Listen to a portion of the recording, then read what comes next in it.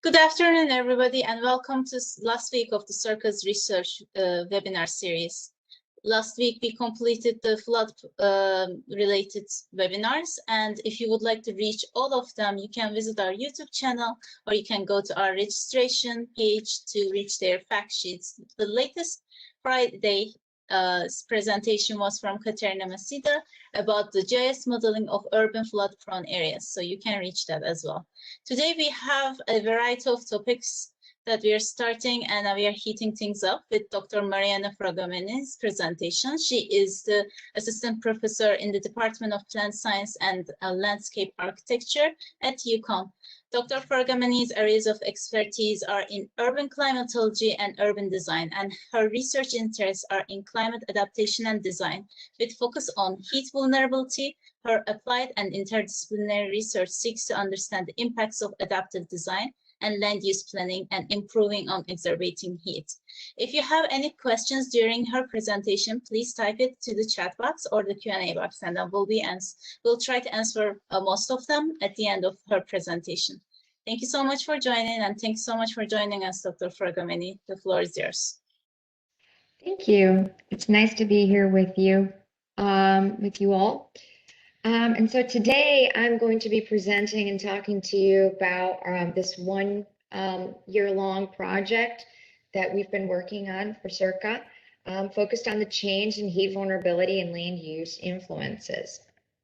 And I'll take a minute just to thank my team, Tracy Miller and Catherine Day, who were an integral part of this research, and my team for this whole year in the Climate Adaptive Design Lab. So this project main objective is to understand the role of the landscape changes over time and how this has in fact affected surface temperature. And the way we've done this is to classify the different types of landscapes, considering not just what's being done on those landscapes or the uses of them, but their form. Is it pervious? Is it impervious? How high are these buildings?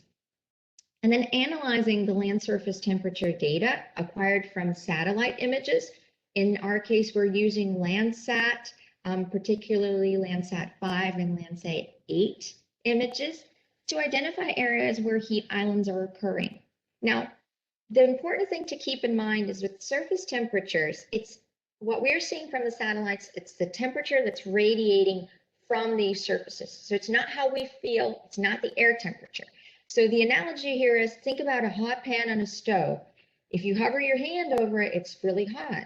But the surface, the air is not as hot as that surface. So you don't want to touch the pan, you can hover your hands over it. It's kind of the same thing. So what you're going to see is that the surfaces are a lot hotter than the air temperature actually is. And then we want to understand the linkages between that land surface temperature change and the landscape changes, and understand the relationship between this variation and the changes that we've made to our land covers. And as you know, all the projects that are funded through the Resilient Connecticut project, our case studies focus around Fairfield and New Haven counties here in Connecticut. And this project was divided up into 3 phases. The first phase, and we'll go over the results, are the short-term analysis of the land surface temperature related to current conditions. So we don't have an analysis, a readily available data set to look at the land cover in the last 5 years. The latest data set from the National Land Cover data set that we use is from 2016. So our first step was to try and understand what's on the ground. And like I said, we wanted to understand more than just, is this urban, is this pasture? We wanted to understand, if this is urban, what kind of urban? Is it high buildings? Are they all close together? Do we have vegetation around these areas? So we really wanted to understand what's going on. And we also, as a part of this, deployed with Circa temperature heat sensors, and they're measuring heat and humidity and trying to understand how these different types of landscapes are reacting. What's the air temperature? What's the humidity? How does it feel? These are the 2 integral components of understanding something called the heat index, which is an approximation of how we feel in hot conditions. The second phase was then to go on and look at the long-term effects of these changes, this variation.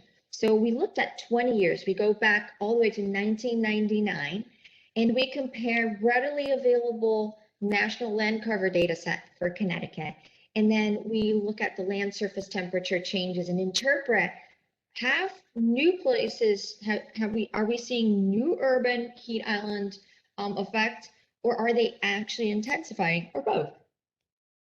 And then finally, we look at these, the intensification in the metrics, and we start to interpret these relationships and start to think about the relationship between the satellites, the in-situ measurements, and identify performance capacity or adaptive capacity. What could we do? What kind of landscapes are helping us and what is not helping us? And what kind of decisions can we do from a planning or a landscape design standpoint that will help our communities to better adapt to heat?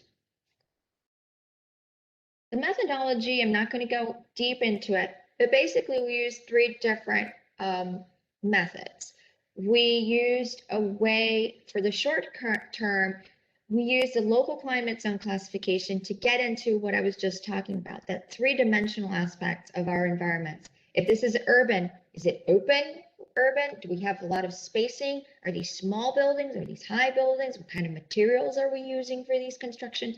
All of that is affecting reflectiveness of these surfaces, and it's impacting the way that environment is behaving from a climate standpoint.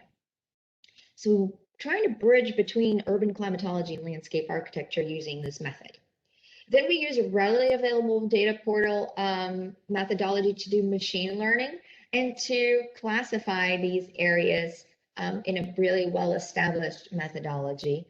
And finally, we use Google Earth Engine, which is basically we use Google's server and cloud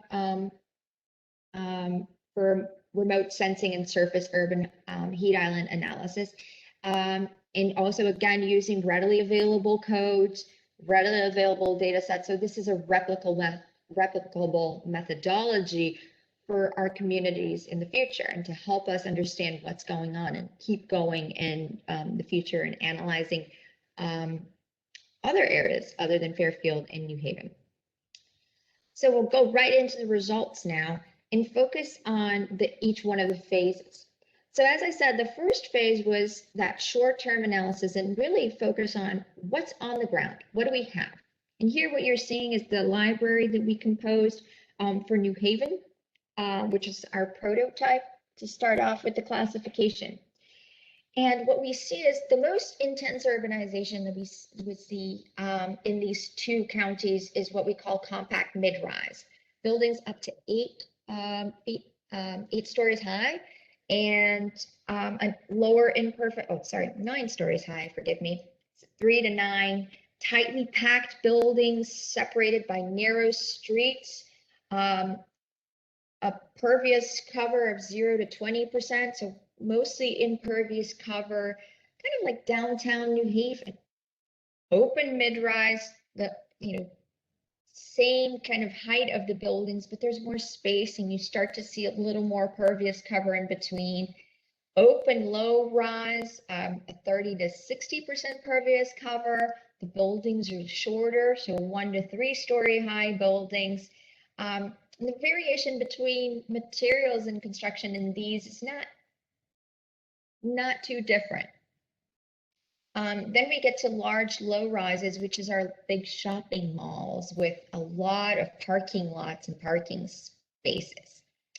The curious part of this one, of the two counties that we were doing analysis, is this LCZ9, the sparsely built. We found that a lot of our sprawling areas, a lot of our communities outside of the more urban areas are in this category. There's a lot of pervious cover. Sometimes it's even hard to depict them from the satellites because the rooftops, the parking lots, they're covered by trees. So the only way we see them are in the winter months or when our canopy has lost its foliage, and we can see underneath it. And we'll go a little bit more into that. And then we have some heavy industrial, and then we get into the plantings. Dense trees, scattered trees, low plants, and of course, water. We're on the waterfront for a lot of these communities. So what did we find here? So we'll focus on each county for this section. For Fairfield County and New Haven County, honestly, the difference is not very stark. We are seeing the same phenomenons happening. There's an increase in, like I was saying, that sparsely built category here represented in the peach. And it's a lot of rural residential, and there's a lot of tree canopy cover or pervious cover in these lots. We see an increase in urbanization around Waterbury. You can see the darker oranges showing up. This is 2015, this is 2020. Again, notice that we're looking at the kind of winter, late winter, early spring data. And Danbury as well, or Torrington, sorry, is another section where we see an increase in urbanization, and then increase up and around I-91 in this section. And what we see is increase in two categories: the open low-rise, so low buildings with a lot of pervious cover around it, and mid-rise, 3 to 9 stories buildings with a lot of pervious cover around it too. There's a mix. With a lot of communities here. New Haven, like I said, a very similar trend in these areas, with again some intensification showing up in and around, and some of the kind of parking lot being transferred into more of a residential, more intensification. The I-95 corridor getting intense. More intense development. And again, what's really important to see too is that peach kind of getting into our forest cover. And it's going to make sense also when we look at the long-term analyses for our study.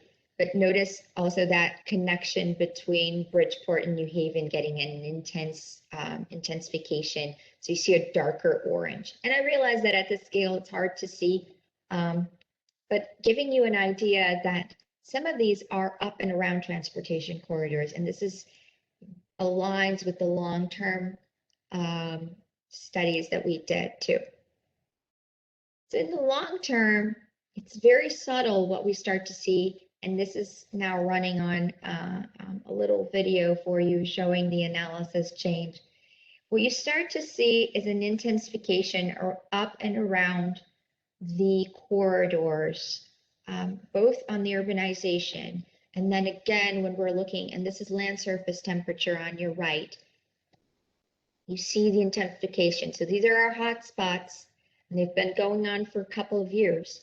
But what we start to see is from New Haven to Bridgeport, things change subtly. Things really start to intensify west of Bridgeport and north of New Haven. So these two areas are where we're going to see the biggest changes happening throughout this time. So let's look a little bit of statistics over the long term. Where have we lost and where have we gained land cover? Most of our losses are in pastures and hay, and some of these have been transferred over to shrubs and grasslands. A lot of these have transferred over to urbanized areas. We've lost also deciduous and evergreen forests, and we've gained a lot of development overall. And the development categories are spread into 4 categories. So it's, not all urbanization is alike, but the one we've gained the most is the high intense one, meaning the denser type of development. And we've also gained some cultivated crops and some very small gains and losses in other categories. But I really want to call your attention to the increase in urbanization. This is looking at, like I said, national land cover data set, so 2001. When I say 2001, national land cover data set compiles these data sets in every 3 years. So the 2001 data set looks at 1999, 2000, and 2001. The 2016 data set looks at 2014, 2015, and 2016 and compiles them together. So over time, we've had some significant increases in urbanization. Again, and this is easier to visualize when I was talking about where we're seeing the hotspots occurring compared to over time. And this is looking all the way to 2020. So what we're seeing is north of New Haven, you start to see the increases and intensification with some prominent changes of these surface temperatures from 5 to 10 degrees Fahrenheit. And then to west of Bridgeport, looking at, further west communities where the intensification has happened the most and where we're seeing heating the most, with Darien having a very significant little pocket of intensified heat over time. Some of these did not exist and now are starting to be kind of hotter spots in the area. So we do have some cooling areas too, some of this related to water bodies, some of these related to the increase in shrubs and the increase in herbaceous land covers. To complement this data, we go back to our sensor network that was deployed while we were piloting the New Haven project. So with the aid of Yaprock, we looked at where could we deploy these sensors that represented each one of these typologies that we were seeing in the landscape, and to better get an idea of what was the air temperature and humidity responses in these locations. So we know some of these locations already have really hot surfaces, but how does it feel to be on the ground? And we deployed these in August of 2020, and we had consistent data retrieval between August to October, where August and September were really the hottest times that we were looking at data. And we're going to have a new round of analysis done now in 2021. The sensors are still up and running. We did have some problems, but have already kind of shifted gears with these sensors and hoping to get more data out of them this year round. So what do we know? During the time period that we were measuring, August and September, our means were consistent with what we thought the temperature, with the landscape, the climate zones were going to be. You look at cooler temperatures as you get into the vegetated land covers, sparsely built, low plants, scattered trees, but most importantly, the dense trees. And I want you to really keep this in mind. And the more urbanized, particularly the more impervious cover we had, the hotter it was getting. And the humidity was average on these locations, but notice that in the vegetated areas, there were higher humidity. Remember, vegetation adds humidity to our air. What does this mean? Well, sensation-wise, when you look at the heat index with how our body is perceiving that temperature, humidity tends to increase that sensation, mostly because we don't transpire. The air is saturated, we're sweating, that sweat does not dissipate from our body. So we start to overheat. Higher the humidity, higher the temperature, the more we're overheating. And so we look at this and notice that when we add humidity, we're actually, where we have pervious cover, we're seeing a little bit more of that sensation of heat. That becomes even more prominent when we're looking at the maximum temperatures that we're reaching. Where in fact, where we had scattered trees, which are actually, we've revised these, we are actually, the humidity is so high and the temperature is high, that the sensation of heat is higher.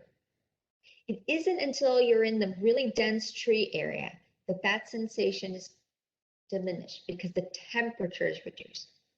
The key here is two things: ventilation, and most importantly, shade. These areas are shaded. The wind goes through because trees are dispersed. Even when you're in a dense tree area, air still flows through these environments, but it's cooled down by that shade and the coolness that emanates from, pardon me, the soil. So the sensation is that it's much cooler. This is an important factor that we need to think through as we think about our environment. It's not about any vegetation. So what's important here, and I really wanted to reiterate that, is even when we have low plants, even if we're increasing grass or shrubs, they're not adding the shade that we need to reduce that temperature. If we're looking at data coming out of our meteorological stations, let's say Bridgeport or New Haven Airport, those meteorological stations are in the shade. And so when you're seeing an advisory coming out from National Weather Service saying we're under a heat advisory, it's hot under the shade, and it's unsafe and it's unhealthy for us under the shade, let alone out and about in the sun, in green areas where we're actually adding more humidity, where it feels more humid. It's a slight difference in humidity levels, but it sometimes makes a difference. High urbanized areas, this one in particular is right by the port area. Humidity is high because you're on the water. And so again, you feel it. But we're going to do more, and we're going to dig more into these sensor data, and we're going to start using some ventilation too. We're going to start measuring wind soon and trying to get at what happens. What's the combination here? What's the ideal combination so that we help our communities better adapt for hotter climates? So this is my last slide. And so the conclusions for this is that we can clearly see a relationship between the changes that we're seeing in our landscapes and the sort of heating, that our surface is heating up over this long period of analysis. In the short term, the variation in temperature is not significant, but we can start to tell a better story about what the trends are, and we can understand that not all of these urban landscapes are alike. And there's room for future expansion on this. For example, is this trend true for the entire state, or is this just in these two counties?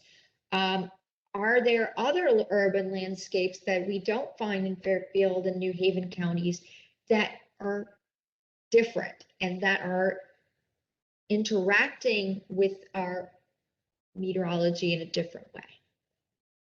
Throughout the long-term analysis, the gain of vegetation cover shows signs of cooling, but there's an intensification and an expansion of urban heat islands occurring to the west and inland in both counties.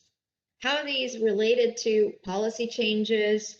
Our town planning, have these communities intensify their urban areas, and has it been purposefully thought in that way? Are there ways that we can better adapt and think through policy and planning so that we're incorporating tree canopy cover in our urban network and design? And then finally, our sensor network is pointing to wind and shade as a contributor to cooling. So can these be signs of adaptation measures? We need to do more, we need to measure more, but there's definitely a lot already here for us to help our communities to better plan for heat. And with that, that's all I have for you. Thank you so much for taking the time, and I'll take some questions now. Thank you, Dr. Pergament. So now we can answer some of the questions. And the first question is, can you make like a generalization when you look at the mean heat index versus the cover type, that low-rise and sparsely built typologies have the highest heat indexes.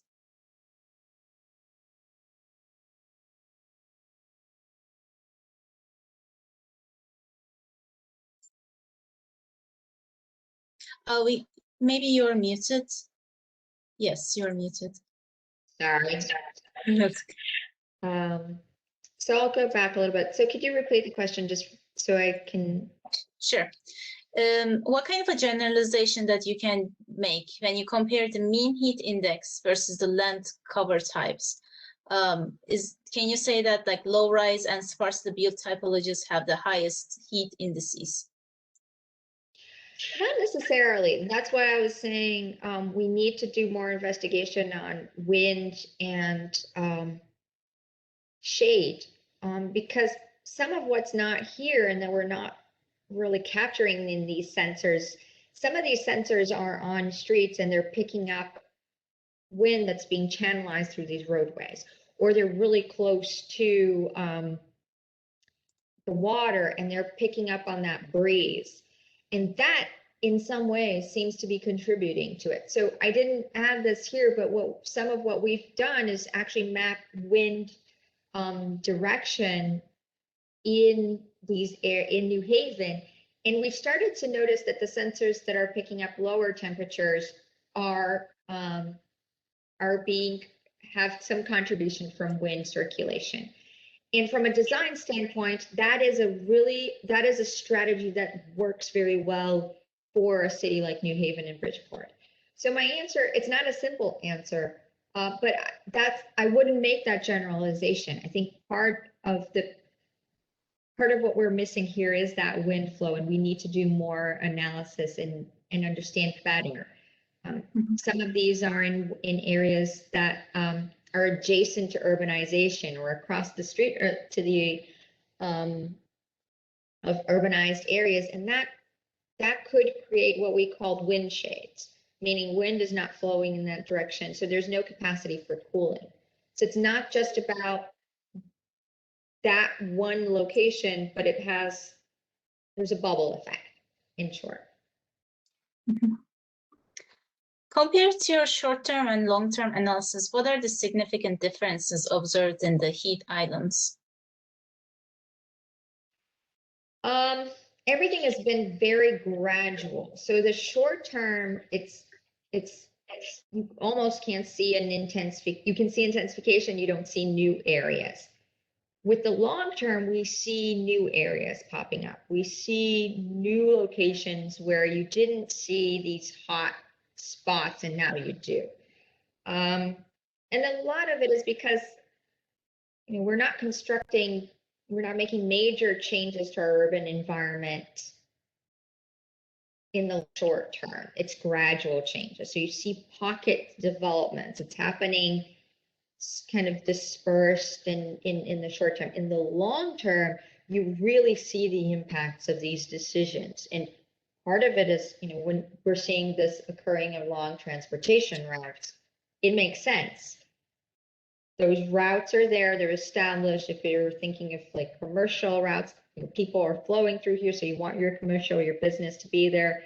Planning officers feel like that's a place that development's already occurring, so we just go ahead and infill a little bit more in these areas. What that does is just contributes to an increase.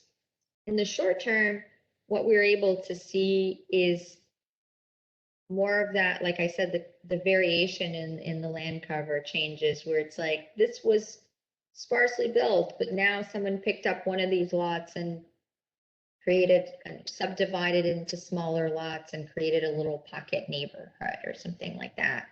And so where you had one rural residential house, now you have and so you've increased the imperviousness of that acreage. It's a subtle change from the land surface temperature. And we are on time, but let's have one more question. Can you remind us what is the resolution for the analysis for the classification for the landscapes, and also for the getting the heat sensor, like heat items from the remote sensing? Everything, so we use metric. Everything is 30 by 30 meters. All of the analysis, even the classification that we did, is using Landsat. So that's the resolution that Landsat gives us, is 30 by 30 meters. And I apologize, I am really bad at converting meters to feet. So I will have to kind of try my best here to pop up. I can't open my browser. Sorry for that. I'm bad at converting. That's all right. And when you mentioned about that you're seeing changes in the temperature, what kind of a magnitude of change that you're talking about? So we'll go back to the map. We are seeing up to 10 degrees Fahrenheit on the surface. So any of these darker reds, that's between 5.01 Fahrenheit to 10. And then the lighter oranges, the kind of mid-tone oranges are 2.5 to 5. And then the really light and the grays are kind of in the 0 to 2.5, either way, hot or cold. So it's, the hottest is on that 10 Fahrenheit range that we're seeing. Thank you. With that, we are going to conclude our webinar here. And just to remind you, like future logistics to everybody. Thank you, Dr. Fragameni. So our next webinar is going to be this Wednesday. And if you want to learn more about Dr. Fragameni's talk, you can come here and then check the fact sheet. Our next webinar is going to be from Dr. Rosalie Ray on transit-oriented development. If you haven't already, you can go to our website and register here today. Thank you so much for joining us, and see you again.